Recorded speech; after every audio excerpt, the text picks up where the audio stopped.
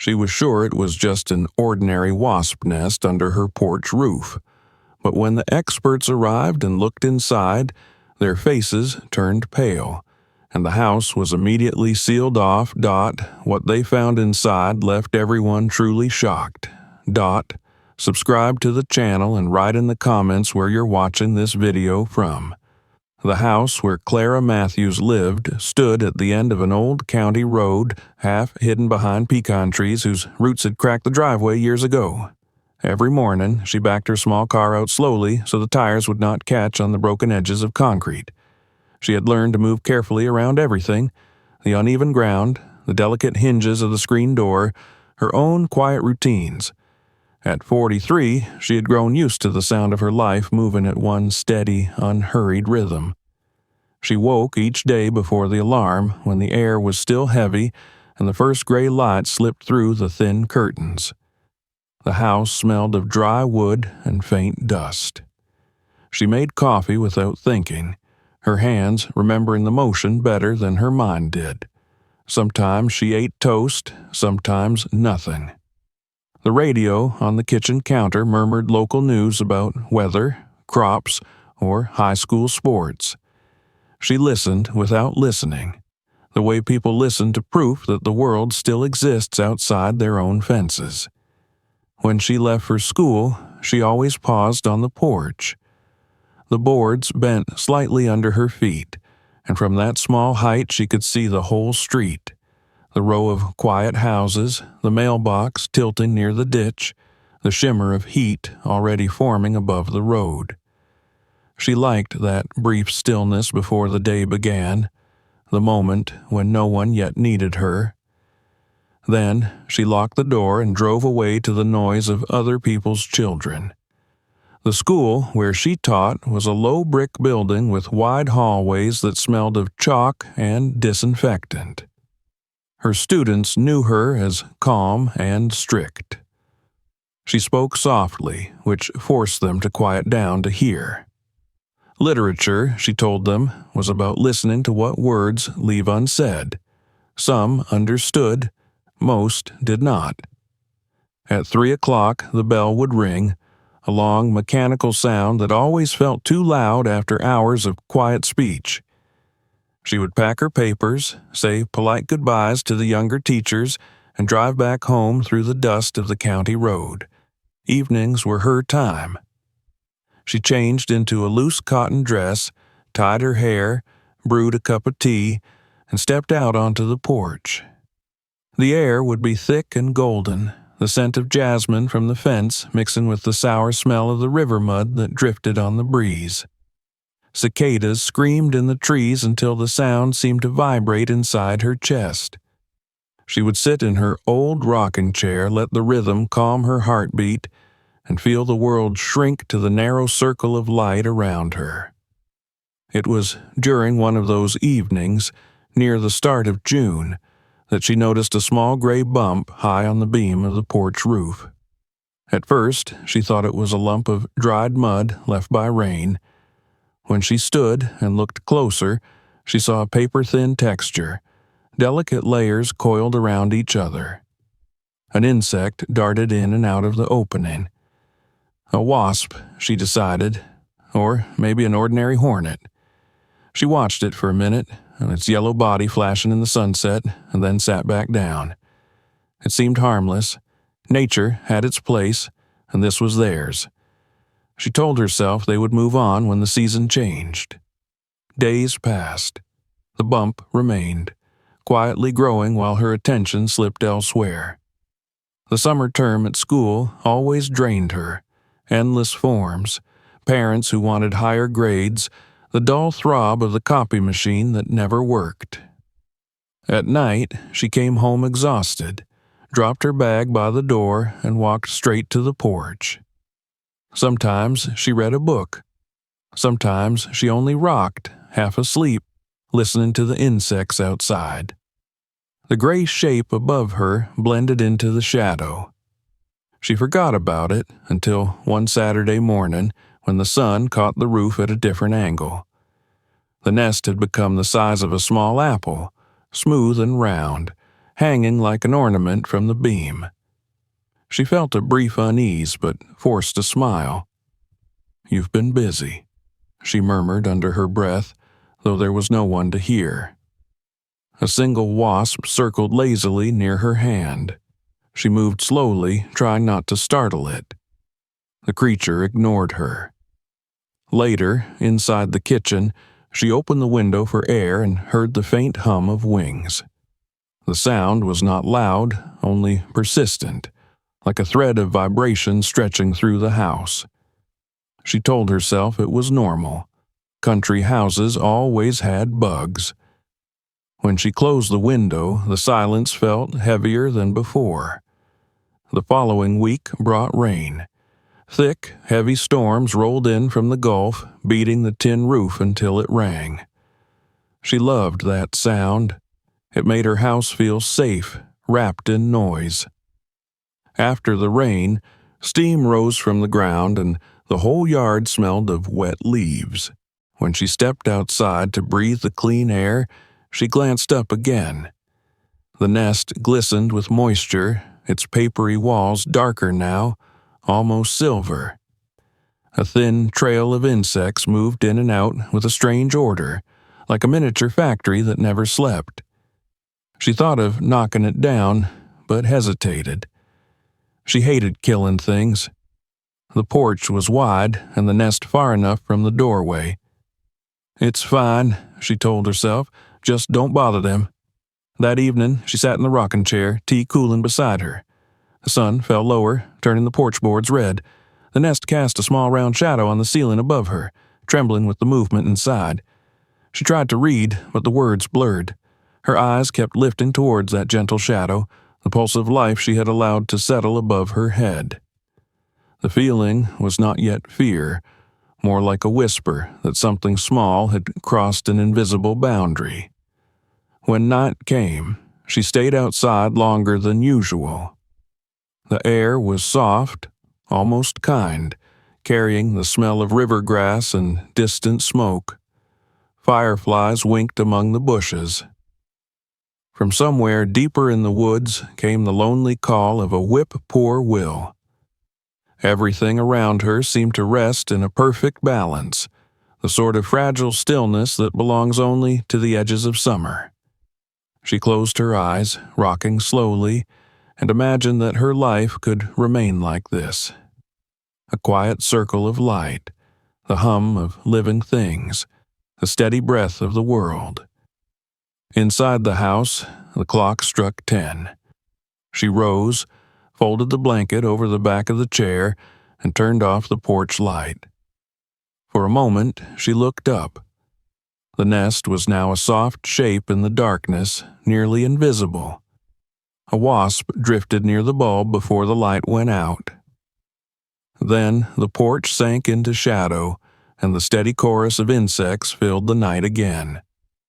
She closed the door behind her, unaware that the faint hum above the porch did not fade with the darkness, but deepened, almost imperceptibly, as though the wood itself had begun to vibrate. In the days that followed, her routine continued unchanged. The small gray dome above the porch remained only a passing thought, an image at the edge of her awareness. She had grown used to it, the way one grows used to a scar or a crack in the wall. Yet, sometimes when she came home from school and parked her car under the pecan trees, she caught herself hesitating before climbing the steps. Something in the air around the porch felt denser, charged with a quiet motion. She would shake the thought away, unlock the door, and step inside, telling herself she was imagining things. Life went on. Lessons were taught, papers graded, dinners eaten. The nest stayed where it was, working patiently, silently, just above the place where she rested each evening. By the end of June, the air had turned heavy enough to taste, and the sound of cicadas was louder than the radio. Each night, the same ritual. Tea, chair, rocking, the world reduced to rhythm and breath. Above her, the nest swelled almost imperceptibly with each passing day. What began as a speck of gray had become part of the house itself, another shape among the familiar shadows. She stopped noticing it at all. For now, peace still seemed possible, though it trembled faintly, like the thin paper walls that sheltered the hidden swarm. By the middle of July, the long summer days had grown nearly unbearable. The heat pressed down like a physical weight, and the air in the afternoons shimmered above the ground as if the whole world had turned to glass. Inside the classroom, ceiling fans stirred the thick air but offered no real relief. Clara felt the heaviness everywhere, inside her chest, in her limbs, even in her voice when she tried to teach. The children were restless, their faces shiny with sweat, their notebooks sticking to their desks. All anyone wanted was for the bell to ring. When it finally did, she dismissed her students and leaned back in her chair, letting the silence of the empty room stretch around her. The noise of the day lingered in her ears, but already her mind was turning toward home. The porch, the chair, the soft twilight. These were the small certainties that steadied her. She longed for them the way some people longed for company. That evening, as she drove down the familiar road lined with overgrown ditches and leaning mailboxes, she noticed how low the sun hung behind the trees.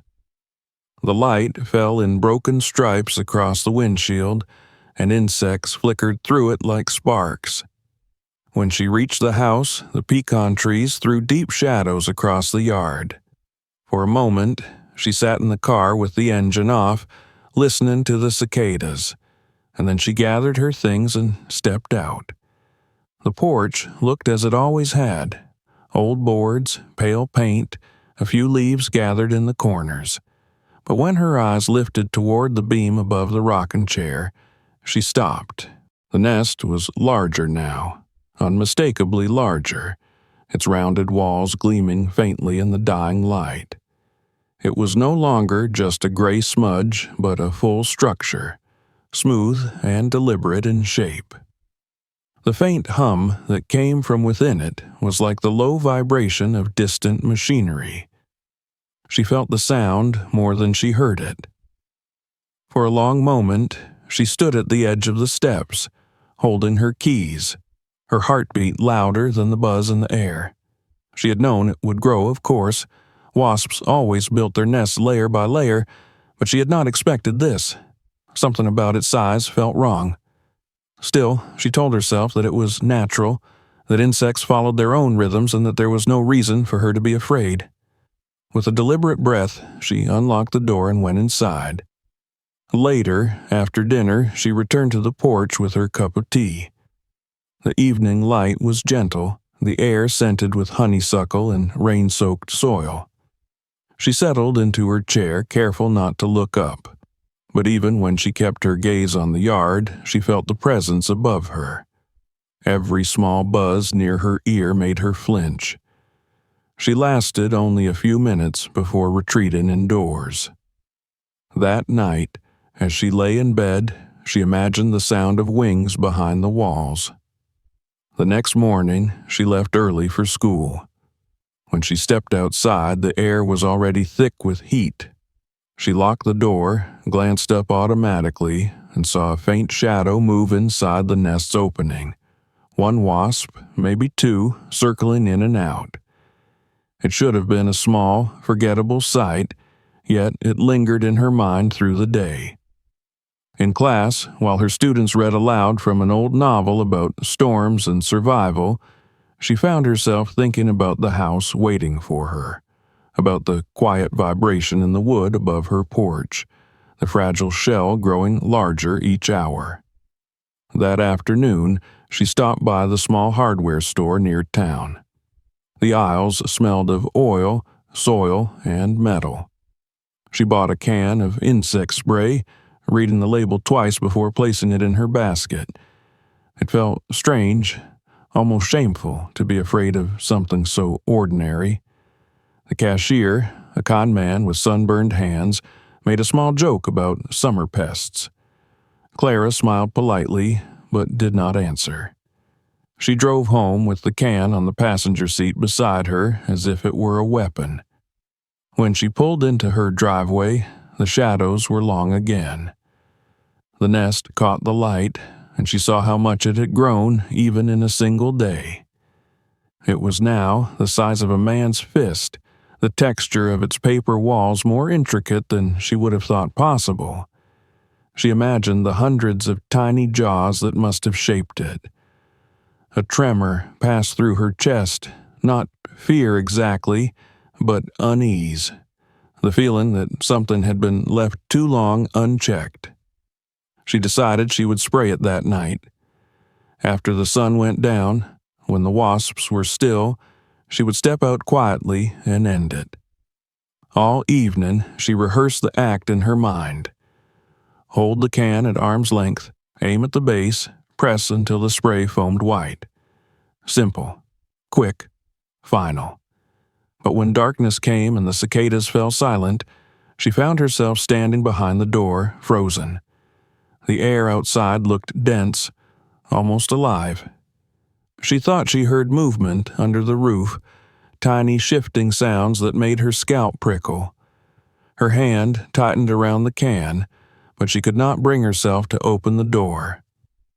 At last, she turned off the light and walked away. The following morning, the nest was larger again. It had expanded overnight, its bottom curved outward like a swelling fruit. A faint crack had appeared near its base, and through it she could see the restless flicker of wings. She stood on the porch steps, the insect spray hanging limply from her hand, and watched the small forms moving inside. When she shook the can, the sound of liquid sloshing reminded her absurdly of her own heartbeat. At school that day, her concentration was gone. The children noticed and whispered to one another, amused by her distraction. She wrote a few half-hearted sentences on the board, then erased them. Her colleague, Mrs. Collins, asked if she was all right. "Just the heat," Clara said, forcing a smile. But in truth, she could think of nothing but the house and the gray shape above her door. By the end of the week, she had convinced herself it was time to act. Friday evening, after sunset, she prepared again. Long sleeves, gloves, the can clutched tightly in one hand. The yard was dim, the sky purple. She could hear frogs in the ditch and the slow whine of mosquitoes. Standing at the base of the steps, she felt her heart thudding like a drum. She raised the can, pressed the nozzle, and a sharp hiss filled the air. The stream of white foam hit the nest dead on. For a split second, nothing happened. Then the sound changed. A heavy, collective buzz rose from within, deeper than before, and the nest shivered as if struck from inside. The first wasps burst out in a rush, wings catching the porch light. They flew straight toward her. Clara dropped the can and stumbled backward, heart racing, as the air around her filled with motion. One brushed her cheek, another hit her shoulder.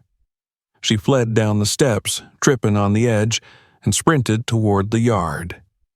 When she finally dared to look back, she saw them swarming near the nest, their bodies glinting in the light.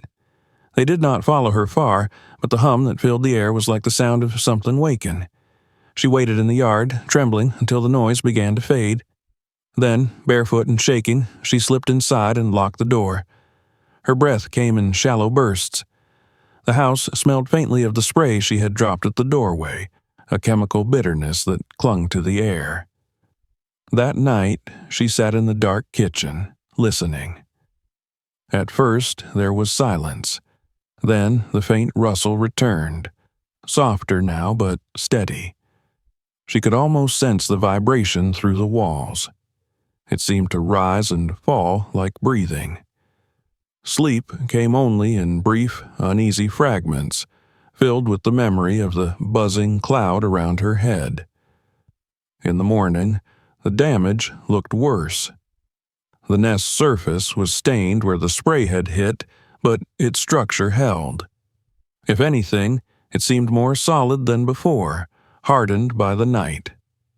The wasps were already at work, darting in and out, patching the cracks. Clara watched from behind the window pane, her stomach turning.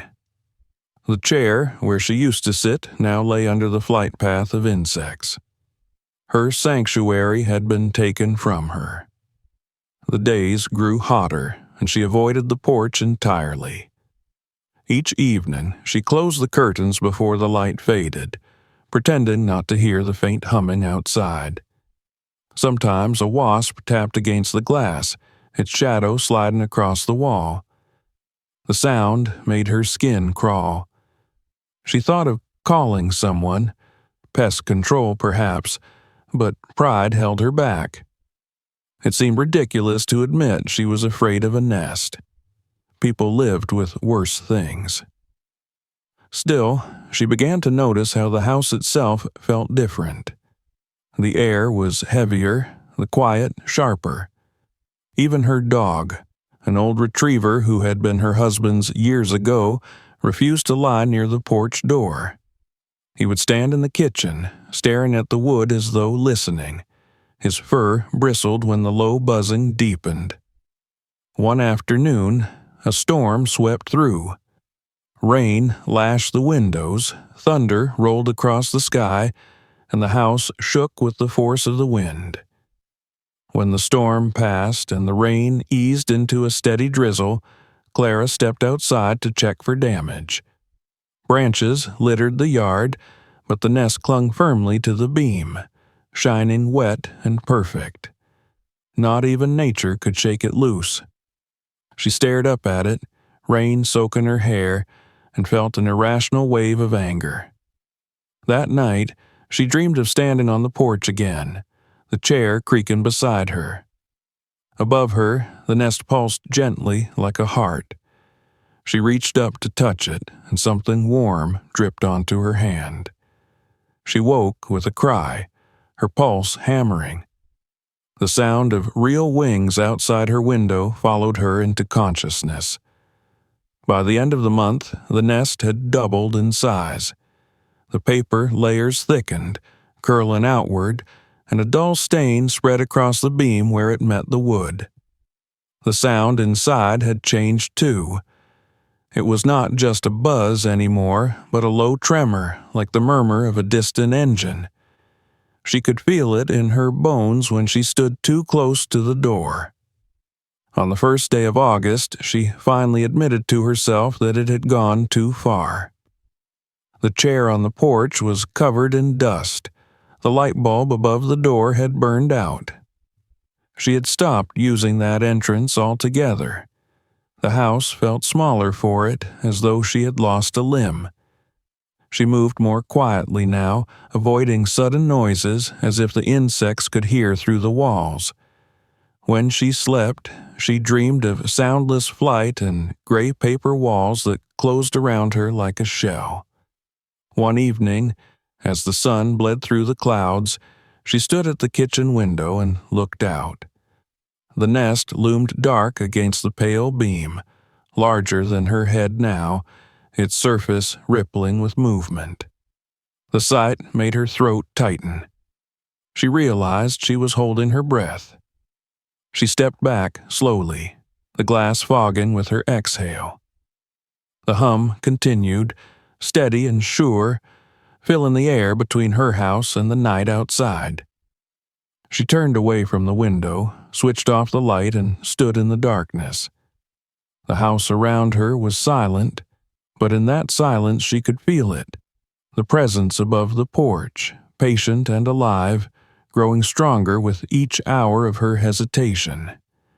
In that moment, Clara understood that what had begun as a small, harmless thing had become something she could no longer ignore.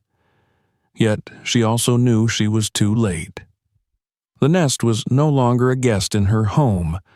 It had become part of it, and part of her, in ways she did not yet dare to name. The days that followed merged into a blur of sameness. The sky remained the same pale white of southern heat, the air so dense it seemed to press against the windows. The sound of cicadas was unbroken now, like a shrill electric hum beneath everything. Inside the house, the air was still, heavy with the faint scent of wood polish and dust. Nothing in Clara's daily routine had changed outwardly, yet she moved differently now, slower, quieter, as if the house itself were listening. The nest above the porch had grown again. It was larger than a melon now, smooth and perfectly shaped, the color of ash. Its paper walls caught the light and shone faintly when the sun moved across the roof. Each day, more wasps circled around it in patient rhythm, their wings flashing like glass. Clara avoided looking at it for long. She still walked through the front door, but each time she did, her body tensed. She moved quickly, head down, and never lingered on the porch. She tried to tell herself that fear was foolish, that the creatures would not bother her if she left them alone. Yet her life began to change around them, slowly, almost imperceptibly. The chair she once used every evening was left untouched. The small table beside it, where she used to leave her cup of tea, gathered dust. The porch became a place she passed through rather than a place she lived in. Her world had grown smaller without her even noticing. At school, she found herself glancing out the window more often, distracted by thoughts of home.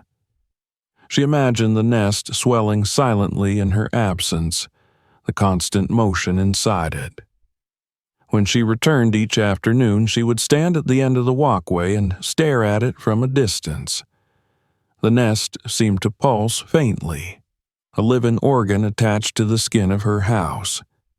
The sound of wings filled the air like a low vibration. She could feel it in her chest. The nights were worse. Sometimes she woke with the feeling that something was moving just beyond the walls. In the silence, she could hear faint scraping sounds, or perhaps the echo of the wind. The difference was hard to tell anymore. She would sit up in bed and listen until the noises faded. Then, unable to sleep, she would walk through the darkened house, her bare feet silent on the floorboards, and stand near the window that faced the porch. From there, she could see the gray curve of the nest outlined against the faint glow of the street light. Even through the glass, she could sense the restless energy within it. It was a strange kind of presence, mute, patient, alive. Her dog began to act differently, too. He no longer slept near the door. Instead, he stayed in the hallway, close to her bedroom, his head lifted as if listening. When he did go outside, he avoided the steps entirely, circling through the yard instead. Once, he barked sharply in the middle of the night, his hackles raised, his body trembling. Clara rushed to the window and saw a handful of wasps circling the porch light, their shadows moving like small ghosts across the wall. She closed the curtains and sat down beside the dog until he stopped shaking. The days crawled by in heavy repetition. Her fear became a habit, a quiet ritual that shaped every movement.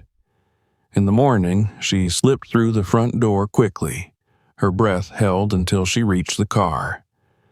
In the evening, she entered through the kitchen instead, pretending she no longer needed the porch at all. Yet she could not forget it. The house had changed because of that single place, and with it, so had she. One afternoon, she came home earlier than usual. The air was thick, clouds gathering low and dark above the trees. As she stepped out of the car, a sudden crack of thunder rolled through the sky. She hurried toward the door, but before she reached it, a sound stopped her. A sharp, high buzz, louder than she had ever heard before. The air near the porch was alive with motion. Dozens, maybe hundreds of wasps circling in tight formation, rising and falling in waves. She froze where she stood, her throat dry. It was as if the whole colony had erupted at once. For nearly a minute, she could do nothing but watch.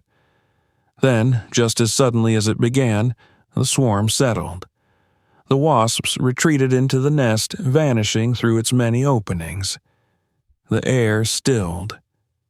She stepped back slowly, her pulse thudding in her ears, and retreated through the side door. Inside the kitchen, she stood with her hands flat on the table, breathing hard. The window rattled in the rising wind. She felt foolish for her fear, yet her body still trembled.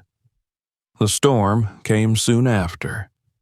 Rain hammered the roof, and the wind bent the trees nearly double. When the thunder rolled overhead, she felt the vibrations through the floor.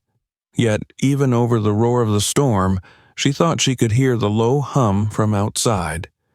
It was steady, unbroken, as if the nest were indifferent to weather, to noise, to the rest of the world. The thought unsettled her more than the thunder itself. When the storm passed, the world was washed clean. Puddles glimmered in the yard, and the smell of wet earth filled the air. But the next morning, the nest looked untouched, dry, whole, immovable. Its paper walls gleamed softly in the sun. Clara stood at the window and stared. Not even wind and rain could harm it.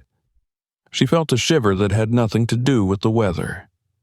Over the next week, she tried again to take back her porch. On Sunday afternoon, she brought a book and a glass of lemonade, determined to sit in her chair as she once had. For a while, it almost felt normal. The sound of the birds, the slow creak of the rocking chair, the hum of summer insects. But when she looked up, the sight of the nest hanging above her made her heart tighten. She could see faint movement through the paper, shadows of wings flickering like a pulse beneath thin skin. Her hands began to sweat. She forced herself to stay seated for 5 minutes, then 10. At last, unable to bear it, she gathered her things and went back inside, closing the door firmly behind her. That night, she dreamed of sitting in the same chair while the nest swelled silently above her until it filled the sky. As August deepened, the wasps grew more active. Each day, their flights extended farther, crossing the yard, circling near the windows. A few began to hover near the kitchen door, crawling along the frame. She started keeping all the windows shut despite the heat. The air inside became heavy and stale, filled with the faint, sweet smell of decay. Even so, she sometimes heard the faint thump of a wasp striking the glass. The sound made her flinch each time. At school, she no longer mentioned the nest to anyone. What could she say? That she was afraid to step onto her own porch. The other teachers chatted about vacations, new textbooks, the start of the term. Their lives seemed full of noise and motion, while hers had narrowed to a single fear that she could not explain. She carried it with her like an invisible bruise, tender to the touch. One Friday evening, she decided to clean. The simple act of sweeping the floors, washing the counters, dusting the shelves, gave her a fragile sense of order. When she reached the front hall, she hesitated before the door. The faint sound of wings came from the other side. It was not loud, but constant. She rested her hand on the doorknob and stood there for a long time, feeling the vibration travel up her arm. She did not open it. The following morning, she found a dead wasp on the kitchen windowsill. Its small body lay on its back, legs curled inward, wings torn. The sight filled her with a strange pity. She took a paper towel and lifted it carefully, but when she looked closer, she saw that the body was not crushed. It had simply died, as if worn out. She dropped it into the trash and closed the lid, but all day she thought about it. For every one that died, there were hundreds more alive outside. As the weeks passed, she stopped trying to ignore the fear. It had become part of her. She timed her movements by it, when to leave for work, when to return, which lights to leave on at night. She found herself talking aloud in empty rooms, her voice a thin thread against the silence. Once, while washing dishes, she caught sight of her reflection in the window and barely recognized herself. Her shoulders were hunched, her eyes wide, her lips pressed tight. She looked like a woman waiting for something. The days shortened slowly. The light in the afternoons grew amber, the air thicker still. The nest above the porch had become enormous, its base nearly touching the beam below it. From the street, it looked like a gray lantern hanging from her roof. Strangers passing by sometimes paused to look, and she imagined what they must think of the woman who lived there, too afraid or too indifferent to destroy it. But they could not see what she saw. The faint trembling of its walls, the way the wood around it seemed to darken, as if absorbing its presence. One evening, as she stood in the kitchen, the hum rose suddenly into a loud vibration that made the glass tremble. She froze, her hand still gripping the edge of the counter. It lasted only a few seconds, then faded. She waited, listening. Nothing followed. But her heart continued to race long after the sound was gone. She understood then that fear could become a kind of rhythm, as steady as breathing. You stopped noticing it after a while. It became the pulse of your own life. When she finally went to bed that night, she lay awake for a long time. The fan turned slowly overhead, pushing the hot air in lazy circles. Beyond the walls, the hum of the nest continued, low and unbroken. She realized she had not known true silence for weeks. Even now, as she drifted toward sleep, she could hear it, steady and alive, like something whispering through the bones of the house. Outside, the nest hung motionless in the darkness, vast and gray, its countless occupants stirring within. And inside, beneath that same roof, Clara Matthews slept uneasily, her dreams filled with the sound of wings. The end of August brought a different kind of heat, one that carried a strange tension with it, as if the air itself were waiting for something to happen. The sun no longer seemed kind. It burned with a dull, relentless brightness that flattened everything beneath it.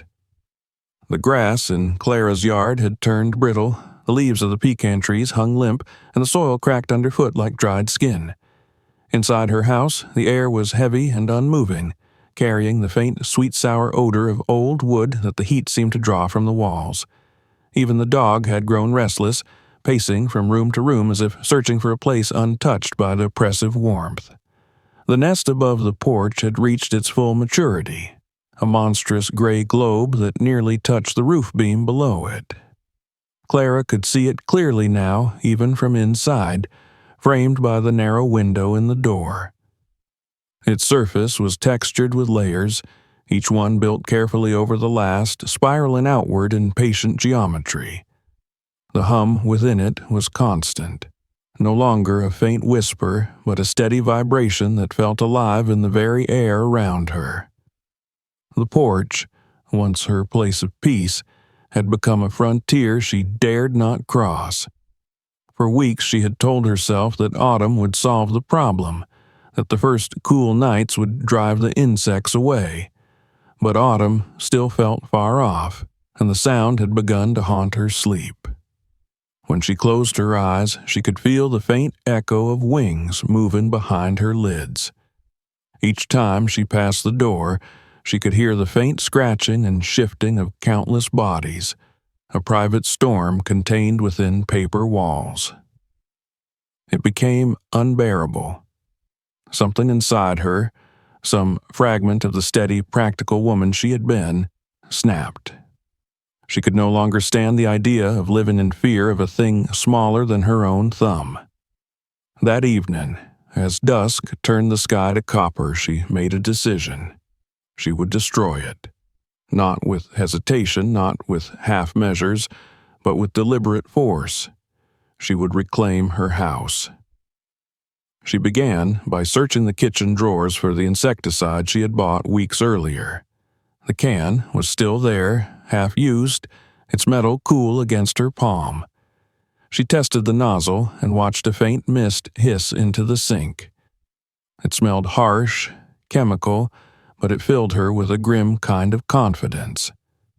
She gathered her tools, the spray, a flashlight, an old pair of gardening gloves, and laid them on the counter like a soldier preparing for battle.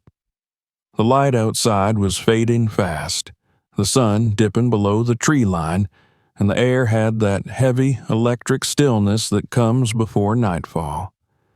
Clara changed into long sleeves and tied a scarf around her neck.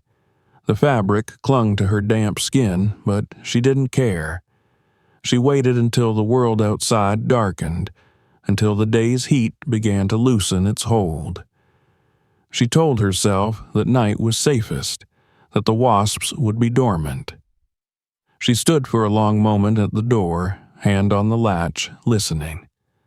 The sound was softer now, almost soothing in its steadiness. She took a deep breath, pushed the door open, and stepped out.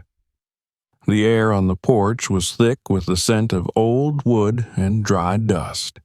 The nest hung above her like a swollen heart, motionless in the dim light of the single bulb that burned weakly beside the door. She could see the faint quiver of movement near one of its openings, a flicker of wings catching the light. Her mouth went dry. She raised the can slowly, her hands trembling despite her resolve. She pressed the nozzle. A sharp hiss broke the quiet. The stream of white foam struck the nest squarely, darkening the paper surface. For an instant, there was no reaction. Then came the sound, a low, furious buzz that built in seconds into a violent roar. The surface of the nest shuddered, alive with movement, and a wave of wasps burst out in a flurry of wings. Clara stumbled backward, her heart hammering, as the air filled with their noise. They moved like smoke, a dark cloud swirling above the porch light. She ducked, nearly tripping over the steps, and ran across the yard, the can still clutched in her hand. When she turned back, she saw them circling the light. Dozens, then hundreds, their bodies flashing gold and black in the glow. She watched from the safety of the yard, breathing hard, sweat running down her back. They didn't chase her, but the sight of them made her legs weak. The hum vibrated in the air like the note of some unseen instrument, low and unending. She stood there for several minutes before she dared to return inside. When she finally did, she locked the door behind her and leaned against it, shaking. Her throat ached with dryness, and her arms felt heavy as lead. The can slipped from her fingers and rolled across the floor, leaving a thin trail of residue. She slid down until she was sitting on the cool wood, her breath shallow. Through the door, she could still hear the faint, angry buzz of the insects. She whispered to herself, trying to steady her breathing. "It's over. It's done."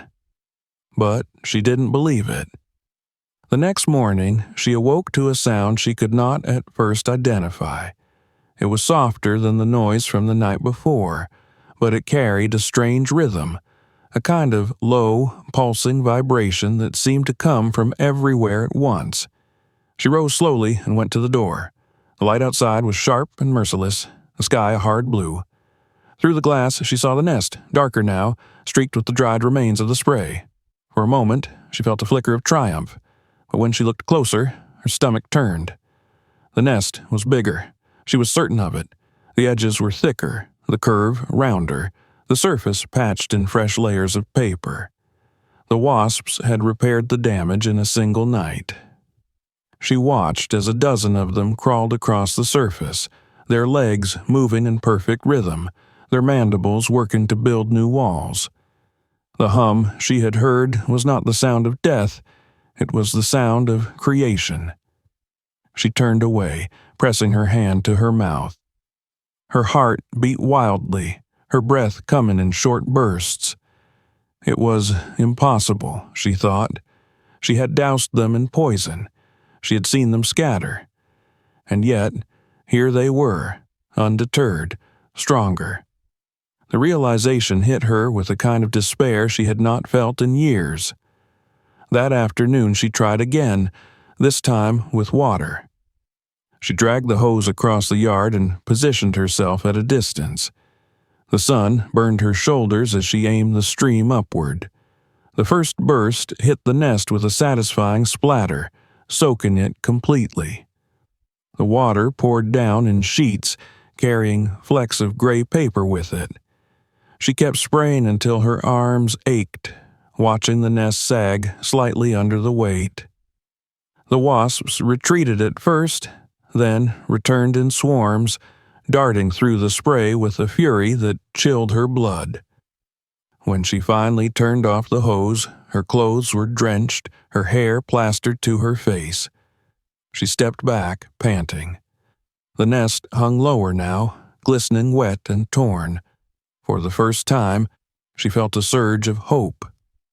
But by evening, when she returned to look again, it had dried, harder, darker, more solid than before. She pressed her lips together, rage and fear twisting inside her chest. The days that followed blurred into a grim pattern. Each morning, she would look out the window and find the nest larger still. Each night she tried a new method: smoke from a burning rag, a homemade mixture of vinegar and detergent, even a shovel swung wildly at its base. Nothing worked. Each failure left her more exhausted, more aware of her own helplessness. One night, she decided to burn it. She filled a small metal bucket with kerosene, soaked an old rag in it, and climbed onto the porch. The smell of fuel stung her nostrils, and the heat from the house made her dizzy. She pressed the burning rag to the edge of the nest. For a second, the fire caught, orange light flaring against the paper. Then a sound rose from within, a collective, furious hiss. A cloud of wasps poured out, engulfing the flames, their wings beating so fast they snuffed the fire out with their own movement. Clara screamed and dropped the rag. The insects swarmed the air, circling her head, their stingers glinting in the light. She fled inside, slamming the door behind her, her breath coming in ragged gasps. That night, she didn't sleep at all. She sat on the floor by the window, staring at the porch through the glass. Her dog lay beside her, whimpering softly. The hum outside seemed louder than ever, filling the house like a pulse.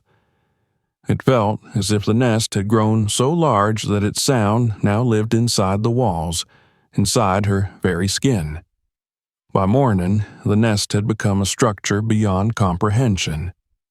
Its base spread along the beam, thickening where it met the wood, as though fusing itself to the house. The wasps moved constantly in and out, their tiny bodies forming a steady rhythm of life and motion. She realized with a sick kind of clarity that she could no longer stop them. They had claimed the space, and she was merely a witness to their work. She began keeping the doors locked at all times, even during the day.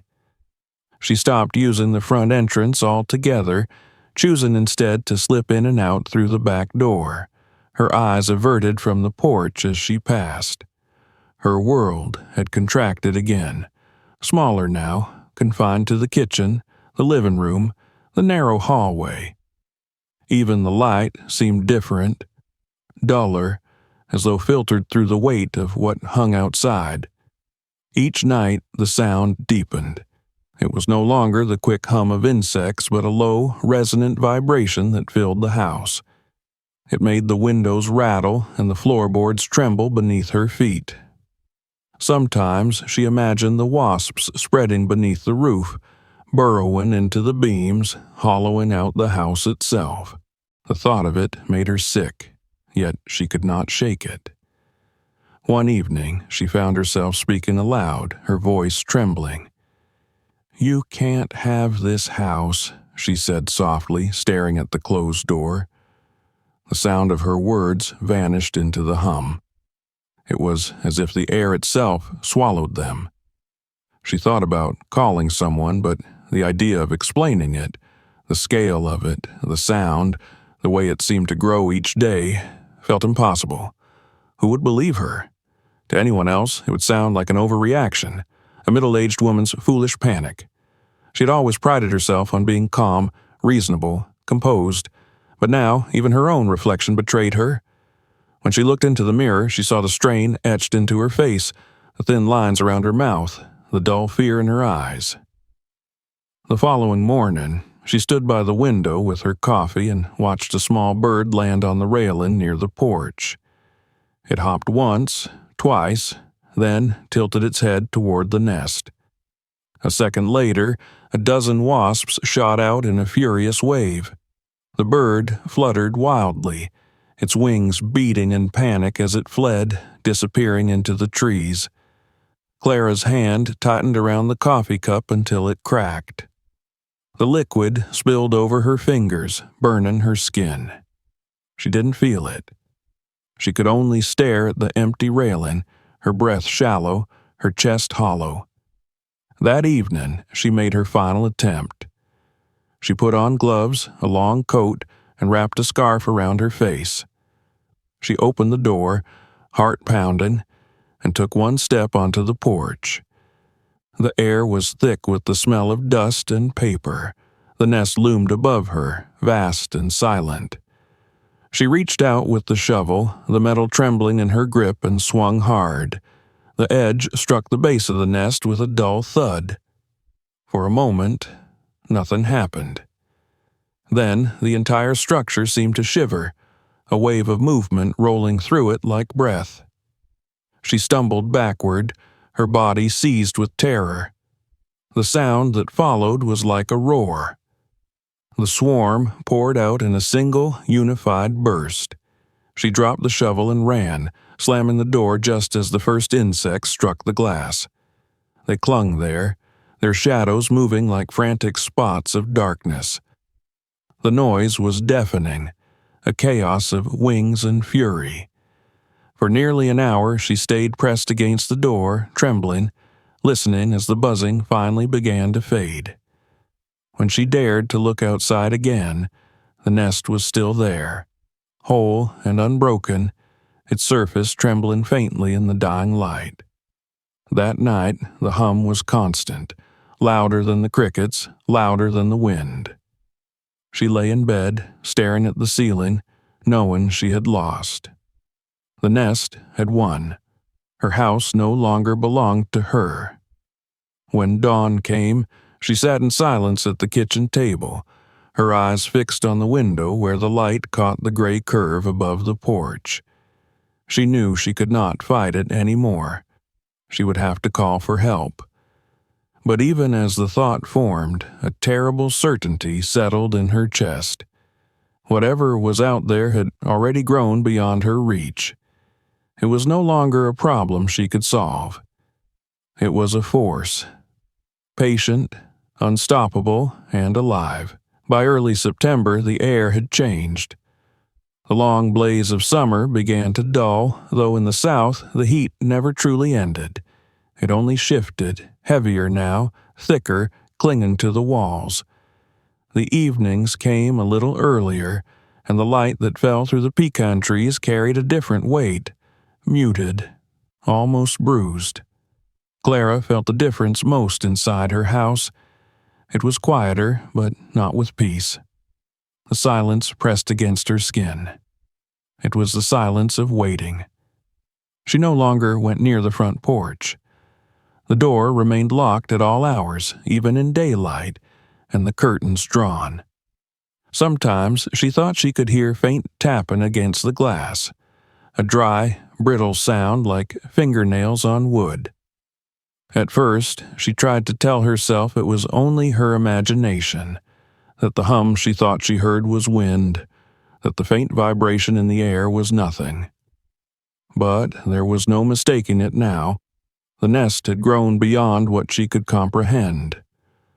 The low drone never ceased, not even at night. And she began to feel it not only in her ears but in her bones. When she stood near the door, her ribs seemed to tremble in rhythm with it. Her world had shrunk to the back half of the house. She moved through the rooms like someone pacing the confines of a cell, careful with her steps, speaking less and less. The dog followed her everywhere, nervous, his ears flicking at sounds she could not hear. When the hum grew stronger, he would whine softly and retreat under the table. Sometimes at night, he refused to leave her side. There were moments when she caught herself whispering to him, murmuring reassurance as though he were the one who needed to be calmed. But it was for herself. The dog's steady presence was the only proof that she was not losing her mind entirely. The smell changed too. At first, it was just faint sweetness, the odor of resin or old paper. But as the nest grew, the air near the front door thickened with something sharper, something that reminded her of chemicals, of the acrid sting she'd once felt in her throat after spraying poison. The scent seemed to seep into the wood itself, spreading through the floorboards until the whole house carried a trace of it. She scrubbed the floors, boiled lemon peels on the stove, opened the windows at the back of the house to let the air move. None of it helped. The smell always returned, heavier each time, as if the nest were exhaling through the walls. She tried to convince herself it was only temporary, that help was coming, though she had not yet called for it. Pride held her back, but so did shame. Shame at having let it come to this, shame at her fear. She had built her life on steadiness, on control. Now she avoided her own porch like a child frightened of shadows. She couldn't bear the thought of explaining that to anyone. How could she tell a stranger that something had taken root in her home, that it was changing not only her house, but the air she breathed, her very thoughts? On a Sunday morning, she finally gathered her courage. The sunlight filtered weakly through the back windows, catching the dust that floated in the stillness. She sat at the kitchen table with the phone in her hand, dialing the number for pest control she'd found weeks before in the town paper. Her finger hovered over the last digit. Through the silence, the hum persisted, steady, almost patient. She thought of what she would have to say, how foolish it would sound. She hesitated long enough for the dog to start pacing again. The phone never left her hand, but she didn't finish the call. Instead, she set it down gently and pressed her palms to her eyes, whispering, "Tomorrow." That night, sleep refused to come. The air was stifling even with the fan on, and the hum seemed louder than ever. Around midnight, she heard something shift above the porch, an odd, brittle crackle, followed by a deeper vibration that seemed to roll through the house. She sat up in bed, heart pounding, the sound in her ears like thunder trapped inside wood. The dog began barking, his fur standing on end. She could see through the window the faint movement of shadows outside, something fluttering near the eaves. The thought that the nest might finally have broken free, that the creatures might be inside the walls, sent her pulse into a panic. She whispered for the dog to be quiet, but her voice trembled so badly that it only frightened him more. For the rest of the night, she sat on the floor beside the bed, listening. Every creak of the house felt unnatural. The hum came and went, sometimes soft as a whisper, sometimes swelling until it seemed to fill the entire room. When dawn came, she rose and went to the window. The porch looked as it always had, Still, gray, the nest hanging untouched. Only the faintest movement betrayed that life seethed inside it. She closed the curtains again and went to make coffee, though she knew she wouldn't drink it. Her hands shook so badly that she spilled half the grounds on the counter. Over the next few days, something shifted in her. Her fear hardened into a kind of numbness. She no longer jumped at every sound or flinched at every flicker of wings beyond the glass. She began to live around the hum, timing her days to its rhythm. The mornings were the worst. When the sun hit the front of the house and the vibration grew stronger, the sound seemed to pulse like blood. But by afternoon it quieted, and for those few hours she could pretend that things were normal again. She washed the dishes, fed the dog, watered the plants in the backyard. She spoke aloud to herself, softly, as if the sound of her own voice could keep the silence from swallowing her whole. One afternoon, she went to the porch window and dared to look again. The sight made her knees weak. The nest had expanded across the beam, stretching farther along the roof line. A new segment had begun to form near the gutter, smaller but connected to the main mass by a thin bridge of paper. The wasps moved along it in perfect lines, their legs flickering in the light. It was no longer just a nest, it was a structure, sprawling and deliberate. Her first thought was that it looked like a city. The second was that she had waited too long. That night, she slept poorly again. The dreams were strange, filled with sounds she couldn't name. She woke once to find the dog standing rigid near the door, his body trembling. She followed his gaze toward the hallway. A shadow moved there, slight, soundless. For a heartbeat, she thought it was one of the wasps, but it was too large, too solid. She blinked and it was gone. She sat awake until dawn, staring at the door, afraid to move. The next day, she made the call. Her voice shook as she explained what had happened, but the man on the other end sounded calm, professional. He said they would send a team that afternoon.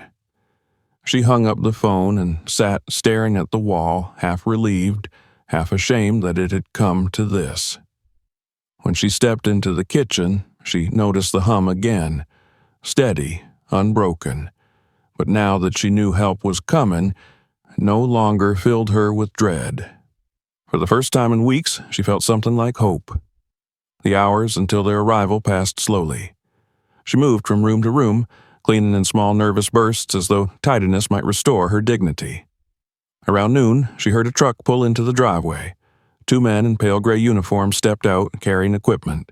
Their calmness steadied her. When they reached the porch, she met them at the door and pointed toward the roof beam. "It's there," she said, her voice barely above a whisper. "I tried to get rid of it, but—" She trailed off. The men looked up, and their expressions changed. One of them, a tall man with a weathered face, took a slow step backward. "Ma'am," he said, "you should stay inside." The tone was too controlled, too cautious. The other man muttered something under his breath. They both stared at the nest for a long moment before moving closer. Clara followed their gaze and saw what they saw. The nest wasn't just large. It was enormous, the size of a barrel now, its paper walls alive with motion. Hundreds of wasps crawled over its surface, their bodies shining like black metal. Even from where she stood, she could hear the deeper buzz of their wings, lower, heavier, almost like the growl of an engine. The taller man turned back to her. "These aren't regular wasps," he said quietly.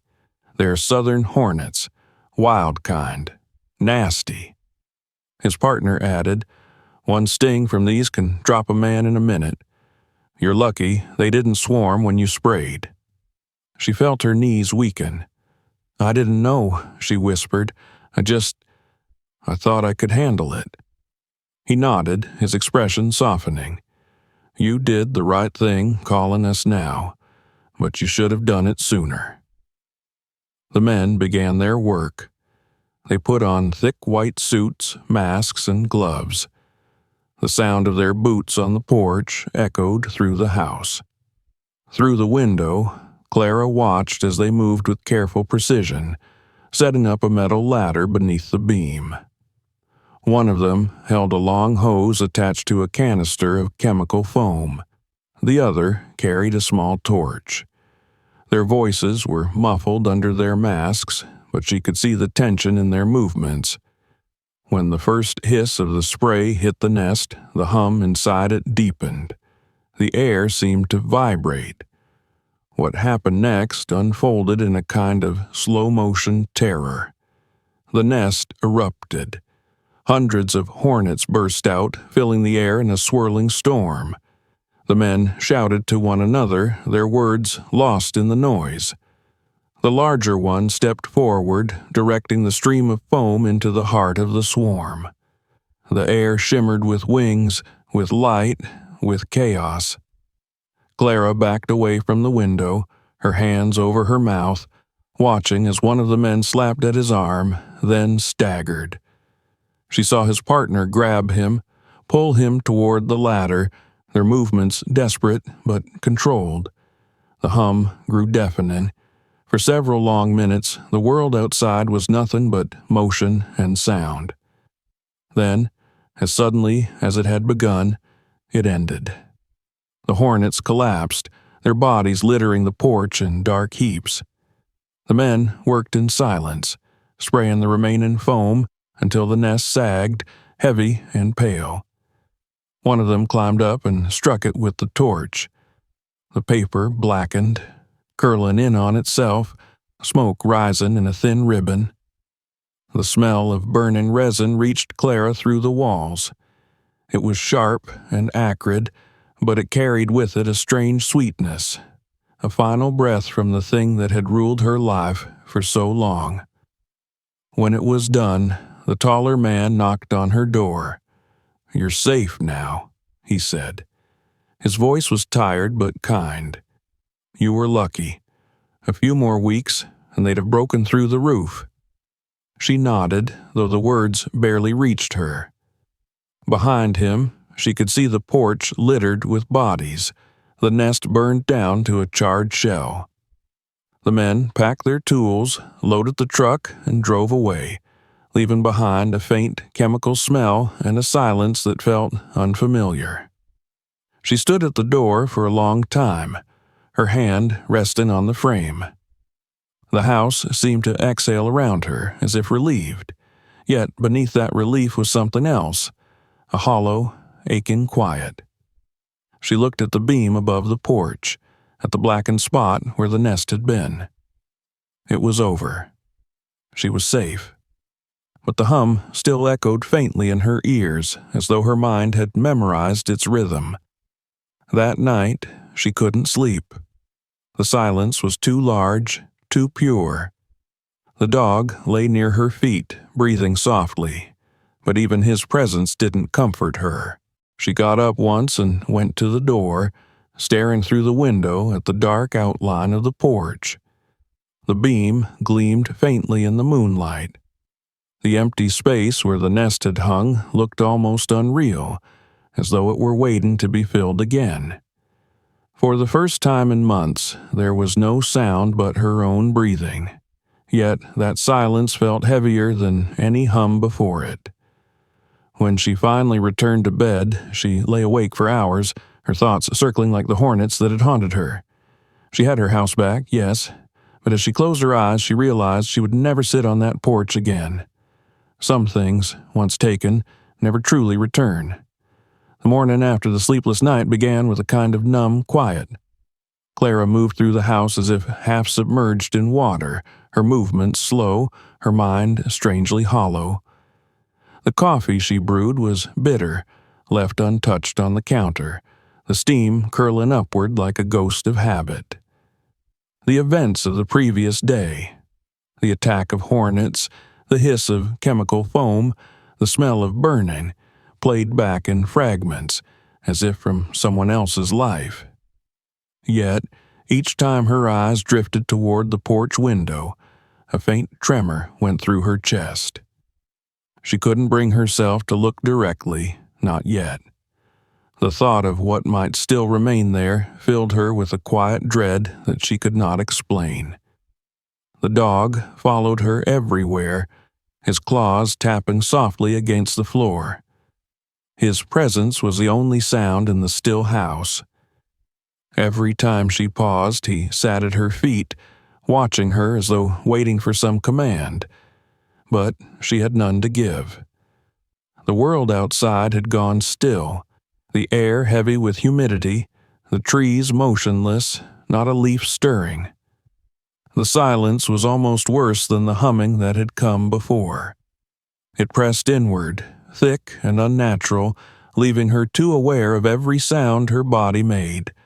The creak of her steps, the breath in her throat, the faint rustle of fabric when she moved. When the knock came, it startled her so sharply that she dropped her cup. The shatter broke the spell of silence. She froze for a heartbeat before realizing it wasn't another echo from the night before. It was real, firm, human. Through the window, she saw a white truck parked by the fence, its doors marked with the name of the pest control company she had called days earlier but never confirmed with. For a moment, she wondered if they had come by mistake, that perhaps someone else had sent them, but she quickly gathered herself and went to the door. Two men stood on the porch, dressed in heavy canvas overalls and gloves. The first was middle-aged, lean and calm, with sun-cracked skin and tired eyes. The second was younger, broad-shouldered, his gaze restless. Behind them, another van idled, and she caught a glimpse of a third figure inside, pulling on a protective mask. The older man smiled faintly when she opened the door, but there was a gravity behind it. "Ma'am Matthews?" he asked. "We got a call about a large hornet infestation. I'm Harold Boone, and this here's Tyler. You said the nest was near your porch?"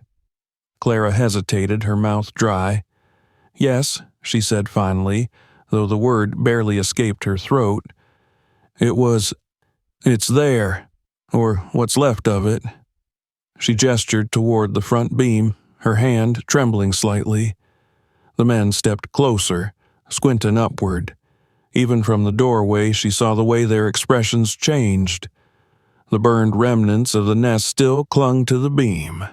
Not fully gone, just blackened and hollowed, with jagged layers curling inward like the edge of old bark. Ashes streaked the wood below, but the structure impossibly remained fused to the roof. When the breeze stirred, it gave a faint, brittle crackle, and Clara thought she heard something inside, a tiny rustling, so faint she could have imagined it.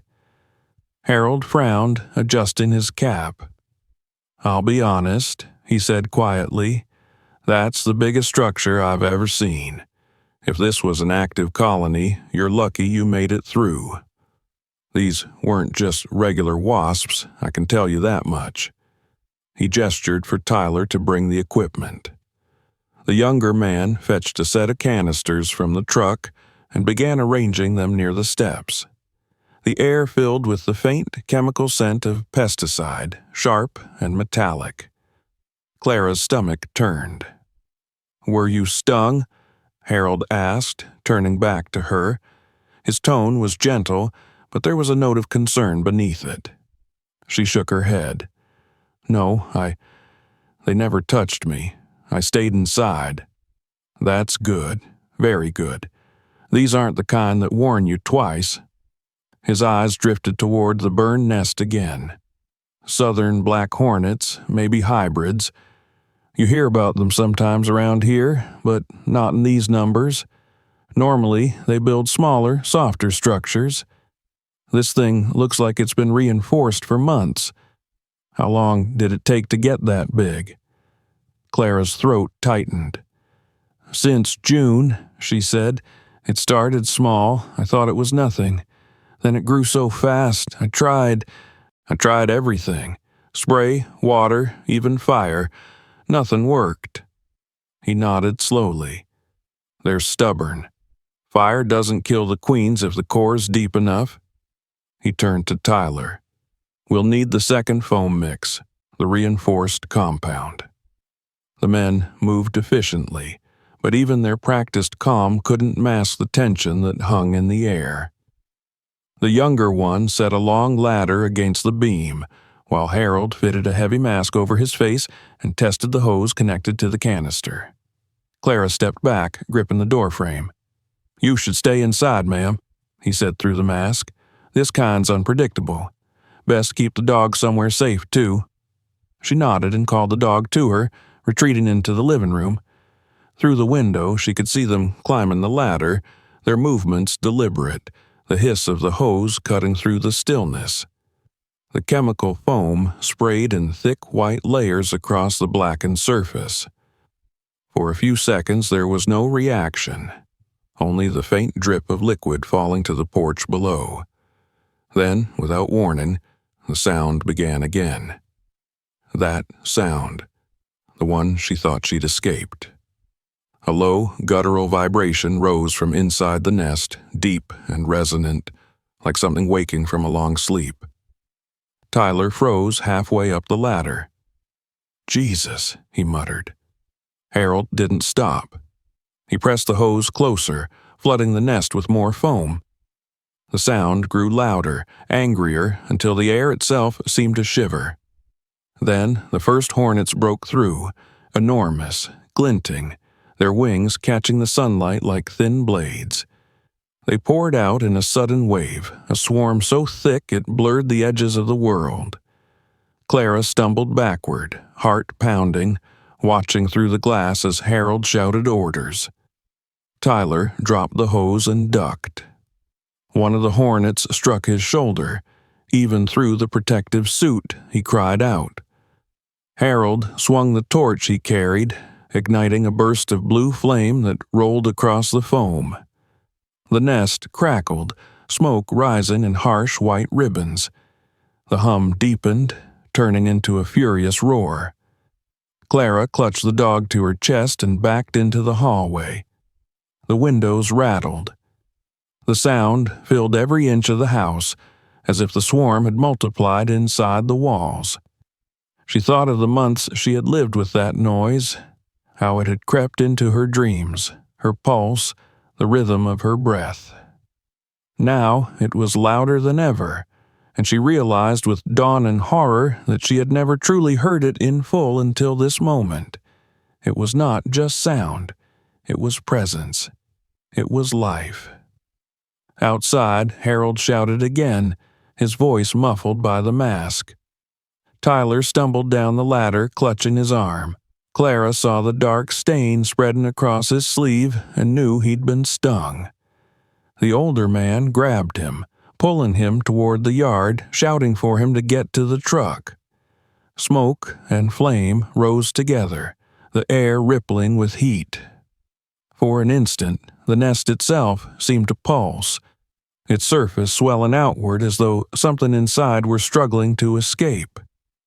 Then came a sound like tearing cloth, and a gush of black bodies erupted into the air. Clara turned away, pressing her forehead against the wall, whispering prayers she hadn't said in years.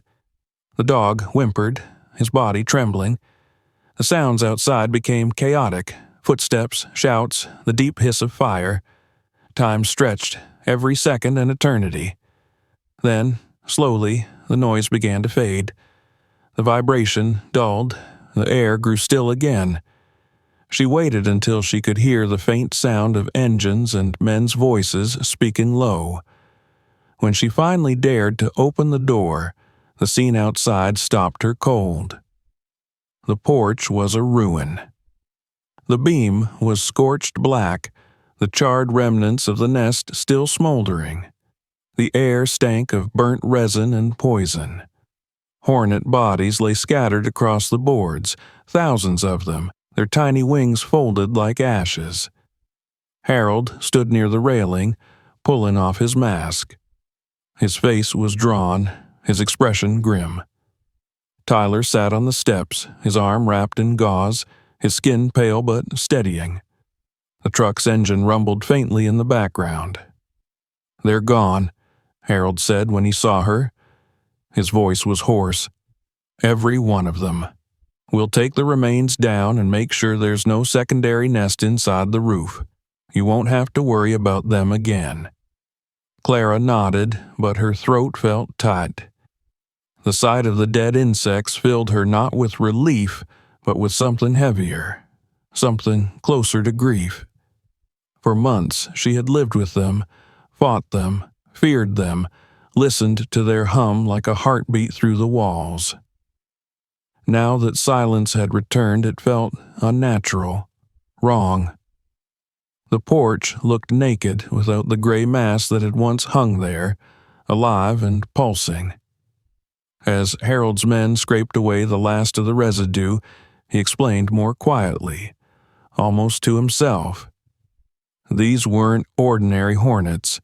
You don't get colonies like this near houses, not naturally. My guess is they migrated from the wetlands. The dry season drove them closer to people. Their venom's strong enough to stop a heart if you're unlucky. He paused and looked at her. "You were lucky, ma'am. Real lucky. Another week or two, and they'd have spread inside the rafters. You'd have been hearing them through the ceilings." Clara felt the words, but couldn't answer. She stared at the blackened wood, at the faint trails of smoke curling upward, and thought of the first day she had noticed that tiny gray speck months ago. How harmless it had seemed then, how quickly it had become part of her life. By the time the men finished their work, the sun was dipping behind the trees. They packed their tools in silence. Harold shook her hand before leaving, his grip firm, his gaze steady. "If you hear or see anything again, anything, call us right away," he said. "Don't wait. Fear's fine if it keeps you safe." She nodded and watched as they climbed into the truck. The tires crunched against the gravel, and then the sound faded down the road. The air behind them was still, thick with the smell of smoke and dust. Clara stood on the porch a long time after they were gone. The beam above her was bare now, save for a black stain where the nest had been. Ashes clung to the edges of the roof, and when the wind shifted, they drifted down like gray snow, settling on the boards, on her hands, in her hair. She looked around. The yard, the trees, the fading sky, and felt the strange awareness of emptiness. For the first time in months, there was no hum, no movement, only stillness. She wanted to feel grateful, to breathe freely again, but instead she felt suspended, waiting for something she couldn't name. The silence pressed against her ears until it seemed to have its own weight. Inside, the house was darker than usual. She left the lights off and sat at the kitchen table, staring at her hands. They smelled faintly of smoke. The dog lay nearby, finally calm, his breathing slow and even. Through the walls came the faint, rhythmic creak of the cooling wood outside, the sound of heat retreating, of a house adjusting to quiet after months of vibration. It sounded almost like sighing.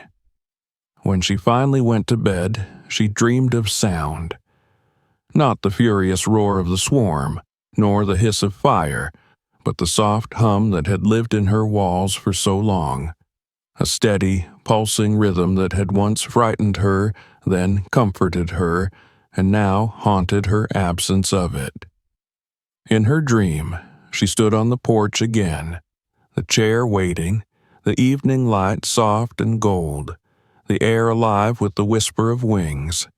And though she knew she should turn away, she found herself smiling faintly, listening to the sound as if it were calling her name. The following morning rose with an almost unnatural stillness. A thin mist hung over the yard, curling low across the dry grass and the cracked earth. The sky was pale, the kind of washed-out gray that seemed to carry no warmth at all.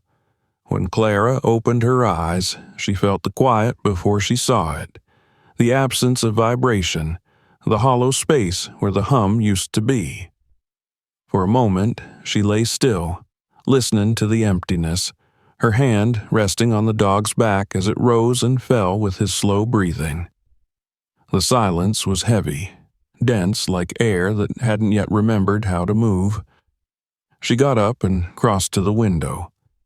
The light was faint, filtered through the mist, and the world outside looked drained of color.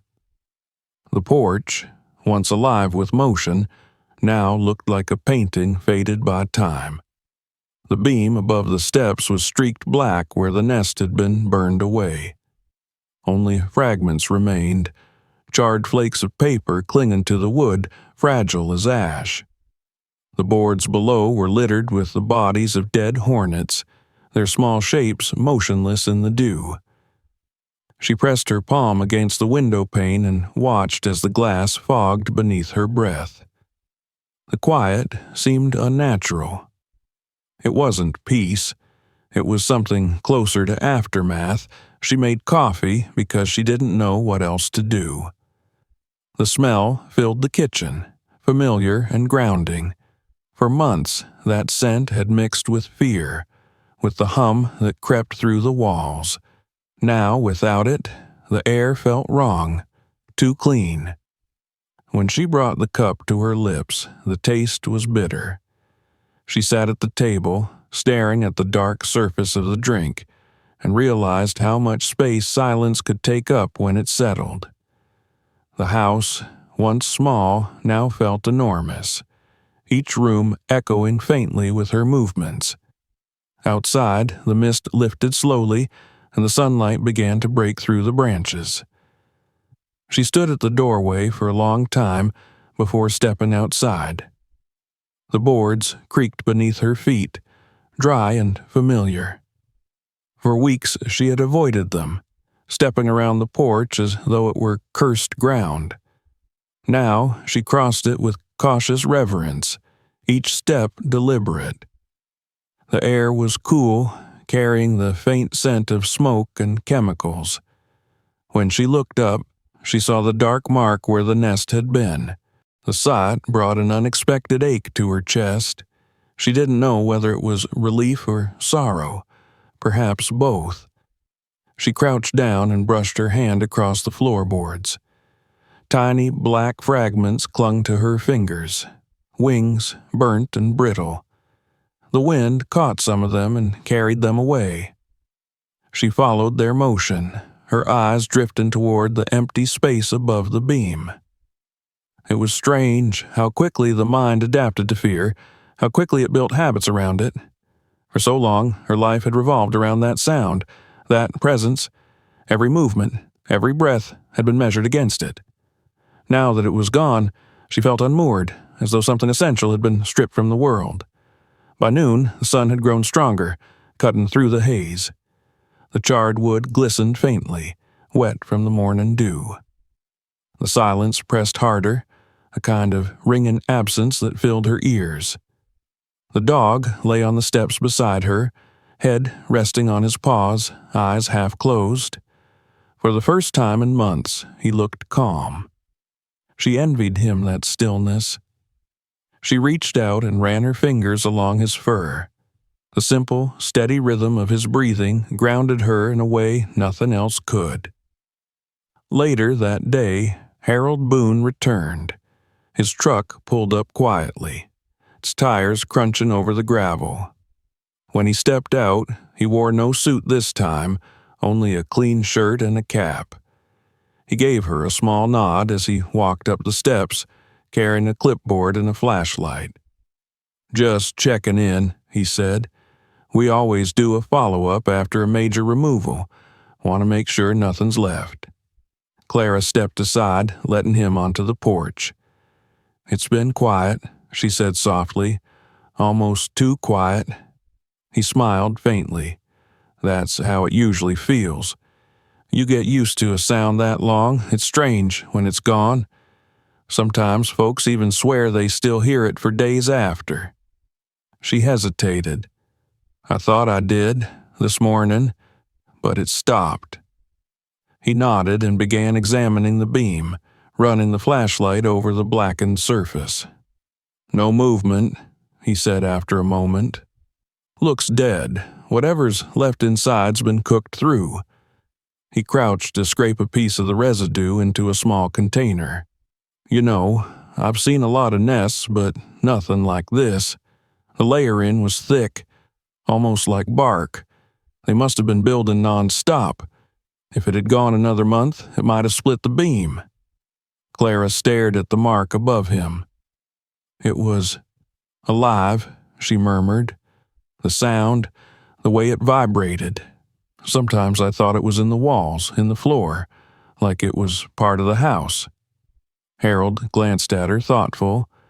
You lived with it long enough. Sound gets inside you like that. It's normal. You'll stop hearing it soon. I'm not sure I want to, she said quietly. He didn't answer right away. He stood and looked out across the yard, squinting into the sunlight. You did good calling us when you did. Not everyone does. We've seen cases where they eat straight through wood panels, get into the attic. Then you've got a real mess on your hands. She gave a faint nod. I kept waiting for them to leave on their own. Most people do, he said, but nature doesn't care what we wait for. He spent another half hour on the inspection, circling the porch, shining his light into corners and beneath the roof. When he was done, he packed his tools and gave her a reassuring look. You're clear, he said. No eggs, no movement. They're gone for good. Thank you, she said, though the words felt hollow. He tipped his cap and started down the steps. You take care, ma'am, and to try to get some rest. After something like that, folks tend to keep listening for ghosts. She watched him drive away, the sound of the truck fading into the distance. When it was gone, the quiet returned, denser than before. She looked back at the porch, the dark scar above the beam, the gray dust still clinging to the boards. Ghosts, he'd said. Perhaps he was right. There were ghosts here, but not the kind that could be exorcised. They lived in memory, in the echo of what once was. That evening, as the sun sank low, she brought her chair back onto the porch. It had been months since she last sat there, the old wooden rocker that had once been her sanctuary. She placed it near the doorway, slightly off to the side, away from the stain above. The seat creaked when she lowered herself into it, the sound startling in the quiet. The air was cool, carrying the faint scent of earth after smoke. She held her cup of tea and watched as the sky deepened to amber. The cicadas had returned, their chorus faint at first but growing steadier as dusk fell. It should have been comforting, but their noise only reminded her of the months when a different sound had ruled this space. For a while, she sat in silence, watching the light fade from the yard. Her hands lay still in her lap, her body tense, as though waiting for something. Each time a breeze passed through the trees, she caught herself listening too closely. She imagined she heard a faint tremor somewhere beneath the quiet, a soft vibration barely there. But it was only the wind in the rafters, the whisper of the boards cooling after the day's heat. She thought of how it had all begun, the small gray speck she had ignored, the first hum she had mistaken for a trick of hearing. How simple it had seemed then, and how easily she had let it grow. Fear, she realized, was like that. It started as something you thought you could manage, something you told yourself would pass. Then, before you knew it, it had built itself into the walls of your life. She looked at the blackened beam above her and felt the truth of it settle like dust. The stars came out one by one. The dog stirred at her feet, lifting his head. She reached down and stroked his fur, her fingers tracing the steady rhythm of his breath. "It's over," she whispered, though the words felt uncertain. The porch was quiet, the air calm, but she could still feel the hum somewhere deep inside her, faint but persistent, a phantom pulse that belonged not to the insects but to her own memory of them. She stayed outside long after night fell. The moon rose above the trees, silvering the edges of the porch.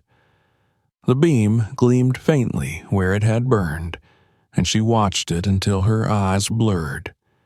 When she finally stood, her legs were stiff, and the chair creaked as it settled back into stillness.